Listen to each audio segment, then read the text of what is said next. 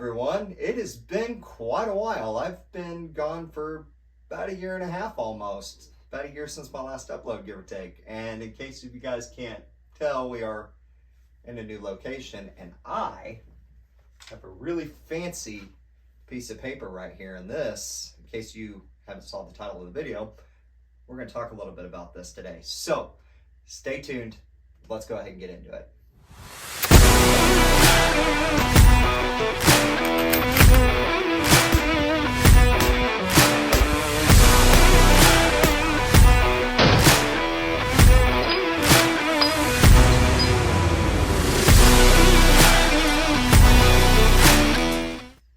Hello, fellow marksmen and markswomen. Welcome to Marksmanship Past and Present. And God, I've been wanting to say that for a long time.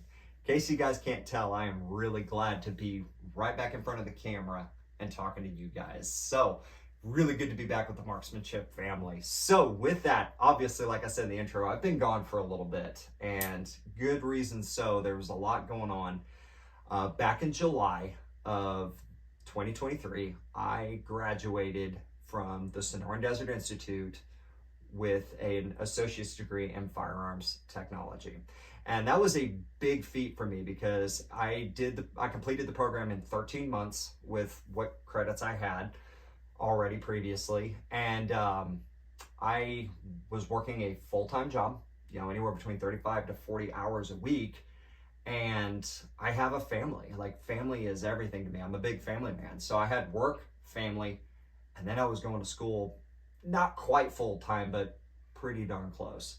And I managed to graduate with a 3.98 grade average. So almost a 4.0 grade average, like big accomplishment for me. So that is why I haven't been in front of the camera. I haven't put out a lot of content. I do have some videos that are done up, and we got some new video series for you guys, got some projects that we've been doing. And you guys are gonna be seeing that over the next couple of weeks. So I got some shooting videos for you guys as well. Me and my brother, spoiler, shot the FBI qualification back in November, and we got all that on video, so we're going to show you guys that. So enough about the administrative stuff. So we're going to go ahead and get into talking about the program and give you guys kind of a deep dive of it. I do apologize if this video runs longer, but there is a lot of information here because I noticed there's not a lot of videos out there actually talking about to students what to kind of expect. So I'm hoping to bridge that gap for anybody thinking about going to SDI. All right, so before we get started, we have to appease the algorithm and the algorithm gods. Like, I don't know if I'm supposed to cut my thumb and give them blood or whatever, but here we go. We're going to do this. All right, dear YouTube algorithm and or manual reviewer, all of the items behind me are not firearms. They're not firearms. They're props. We use these props to talk about, history, past and present. They don't fire projectiles by any means through an explosive force. They fire 6mm projectiles with compressed air. They're airsoft guns. Okay, now that we got that out of the way, let's go ahead and get into it. All right, so kind of how we're going to go through this stuff is we'll talk a little bit about the enrollment process. It was very similar. Then we'll kind of go into like what your course schedule is, or what the course schedule consisted of, at least as of 2023. And we'll also talk a little bit about some of the courses themselves, at least the ones that I did and I have experience with. And then we'll wrap it up with my overall thoughts. So let's go ahead and get started. All right, so the enrollment process. Basically, it was very simple. So at least it was for me, because I went off of the GI Bill program, and that I had to fill out a little bit of forms, for the VA, get, authorized to use my VA tuition, what school it was, etc. So the overall enrollment process was very simple. When I talked to the representative on the phone and then my student advisors, they were awesome. They were very friendly, very helpful. Like, any questions I had, they're like, nope, this is what you need to do. Bada bing, bada boom. So getting enrolled, at least off the VA loan or VA GI Bill benefits perspective, was pretty easy. All right, so now that we've kind of talked about the enrollment process, let's go ahead and kind of talk about our course schedule. So the courses are kind of set up, so how it works is most of the courses are, you've got 8 weeks as one sub-semester, like a half semester, and then 8 weeks of another half semester. So there's 16-week semesters, but because this is a condensed course, you do, everything is kind of condensed into 8 weeks.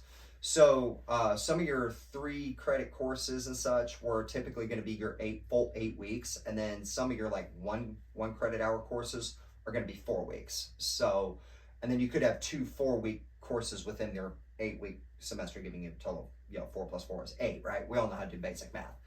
So how it kind of worked was for your 8-week semester classes, on your 4th week you would have a midterm exam, and then you would have a final exam at the very end of it.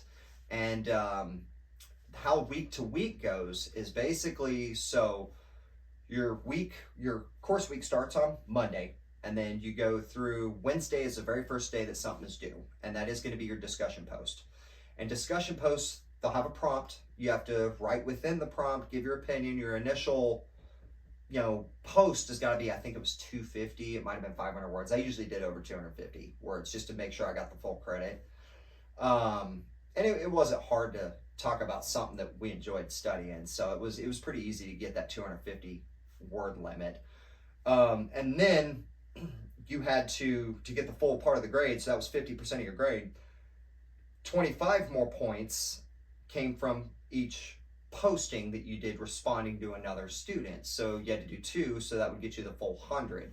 So if you did only 1 post, well, the max you'd get is a 75. If you just did the original post, you'd get a 50%. That would not be good. If you did the initial post and responded to 2 students, then you would get your full 100% out of it. So that's how the discussion posts work.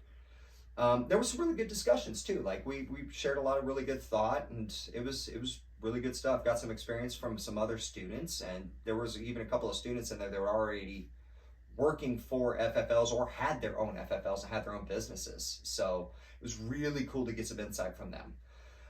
Then on Sunday is when any of your tests are fully due, and all of your quizzes are due on Sunday. Any of your labs are done Sunday, and any of your papers are done Sunday. And usually you would have at least 2 quizzes, 1 quiz per class, 1 discussion post per class, plus the 2 responses. At least 1, sometimes 2 papers per class, and sometimes even a lab thrown in there. So there is a lot of work, and there is some time management. I had to do a lot of time management on that. It's probably one of the biggest lessons I learned out of that, was how to balance family, work, because I got to put food on the table, and going to school full time at the same time, or almost full time. So that's kind of the layout and how that worked. So with that, let's kind of talk a little bit about some of the courses. Okay, so before we get into the courses, I do want to mention one other thing I forgot to mention. They send you everything via mail except for the receiver of your final project. We'll talk more about that here in a second because it's up on the wall. You'll never guess which one. So with that, everything gets shipped to your house, with the exception of your lower receiver, pistol frame, or whatever you're doing. So to include tools, cleaning kit, anything like that. And they provided a lot of tools, like a lot of good stuff. I'll do a separate video or something going down to the shop talking about what all they gave us. But they gave us chisels, screwdrivers, a Dremel kit, Kydex foam kit, and Kydex to do the Kydex lab. Bunch of stuff. A hydro dipping kit, and then on top of that, you got all your school resources. So we got like the Shooter's Bible. I've got all the labs here. So we got hand checkering lab, our Kydex lab book here, a ring lapping lab on how to properly mount scopes, cleaning firearms lab. That was one of our first semesters. Gunsmithing tools lab. That was our first or second 8-week course. The fastener repair lab. I'm talking about screws and how to fix up screws and stuff. Not to mention all the stuff that's on my computer in PDF format that we get to keep as a resource. So I've got that backed up on a 1 terabyte drive because there's a lot of great resources. Some of the courses that we did, we talked about, how to manage a shooting sports business. So basically run a firearm shop, run a gun range. What are the different types of FFLs? We touched on the National Firearms Act, a lot of really good information in there. Some of the kits that we did, or some of the projects that we did, we learned how to drill and tap metal, which I actually turn around and use to complete that flintlock up there that I've had for 10 years. That'll get its own video soon. So, you know, I learned stuff to be able to finally finish that long-term project because I was at a standstill because I didn't have the knowledge. So it served me extremely well. Some of the projects that we did, so the hydro dipping stuff, I'm gonna pull out a 1022 here. This is my stepson's little Ruger 1022 that we did, and he picked out a type of hydrographic film, and we got this little guy dipped, and I may or may not have a full hydro dipping station downstairs, maybe. We'll confirm or deny that later. So here you can kind of see here, and you're seeing some up close of it right now.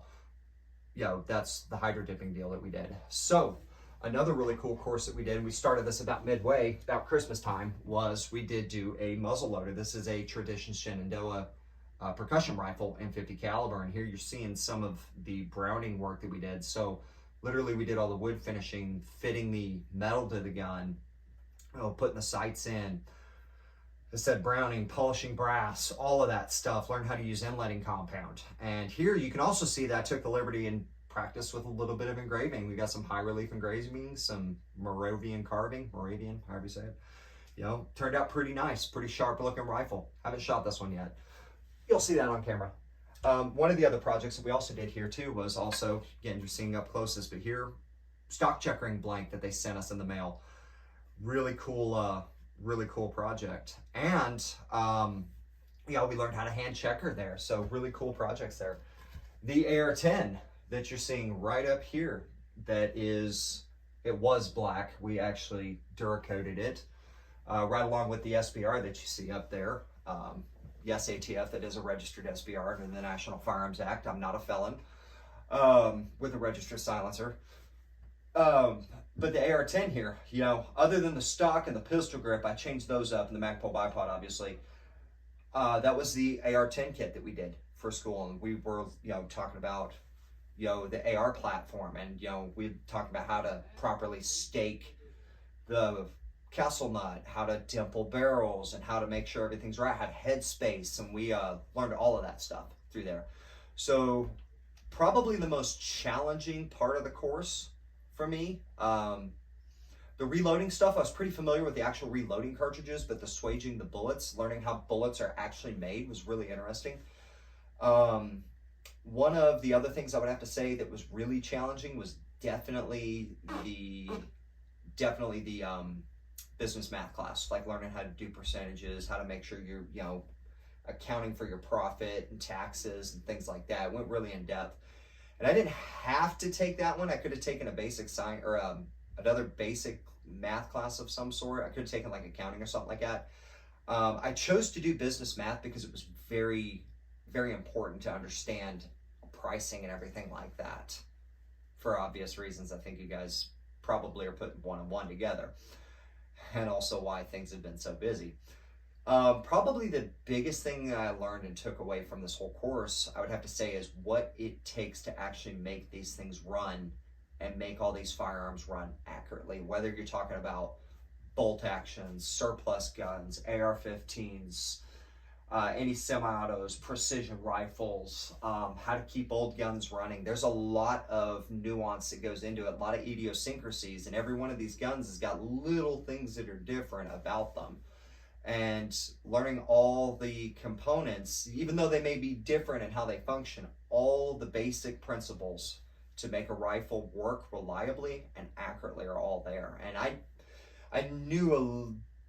had a bird's head overview of what all it took, but really getting into the weeds really made me more knowledgeable as both a shooter and, you know, working and maintaining on these old firearms that we shoot on the channel a lot. Because you guys know that we've had to fix a duffel cup before, we've had to fix broken parts. The Webley is almost fixed, that you'll see in another video here very, very soon.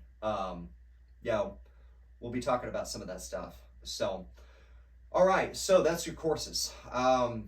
Let's go ahead and finish it out and talk about my overview of the actual school itself. Is it worth going to? Yes, short answer, yes. If you are a gun enthusiast, whether you're planning on starting a firearms business or not, I do believe that there is a lot of value in this course, especially if you're just sitting there not using your GI Bill. use this. Go take this course. If you love shooting and love firearms, whether you love the history or you love one genre or another, this will make you a better shooter by understanding everything that goes into it to make these things accurate and to learn how to work on these things, fix, diagnose your own guns. It will take you from just being a guy that went online to, Palmetto State, buying their rifle kit and getting it shipped to your house, going to your FFL, pick up the receiver, and just slopping the thing together, and then go to the range and be like, oh, my gun's not working, to actually being able to figure out, okay, I know I need to stake the castle nut. I know I need to dimple the gas tube. Do I got the right torque settings on the barrel nut? Things like that. And it'll make you a lot more accurate right out the gate. And it'll make you efficient at building these guns right out the gate. If you want to learn how to woodwork or restore older firearms, this is a course for you. If you collect World War I, World War II guns like this guy does, it is a really helpful course to be able to understand how to diagnose these old guns and have the confidence to tear into a revolver like that British Webley that has been an absolute nightmare. Those things fall out of time so easily. So yes, this course was amazing. I learned a lot of really good stuff. It was challenging. It was very challenging from a time management perspective. It made me better at learning how to balance time. I'm been a little burned out. I took a nice amount of time off, and I'm ready to hit the grind again, ready to get things going. And we're getting some other behind the scenes stuff going. And I'm gonna give you guys the best on a best schedule as I can, but do bear with me. There are a lot of moving parts. So with that, guys, I think we've covered everything. This video is going to be fairly long already, but I wanted to give you guys kind of an overview if you're future students looking to get into this course. I want you guys to definitely consider it. It's awesome. It's been really good. It's not overhyped. So a lot of people are like, oh, all the YouTube guys are just pushing out SDI as a sponsor and trying to collect checks. It's a legit school. Like I learned a lot from it, and it was awesome. So, all right, guys, we'll go ahead and close the video out. It's been long enough. Don't worry, you guys will be seeing more of me very soon. But for now, I'm Chris Smith from Marksmanship Past and Present. And remember, your right to self-defense is self-maintained. I love you guys. It's good to be back, and we'll see you in the next one.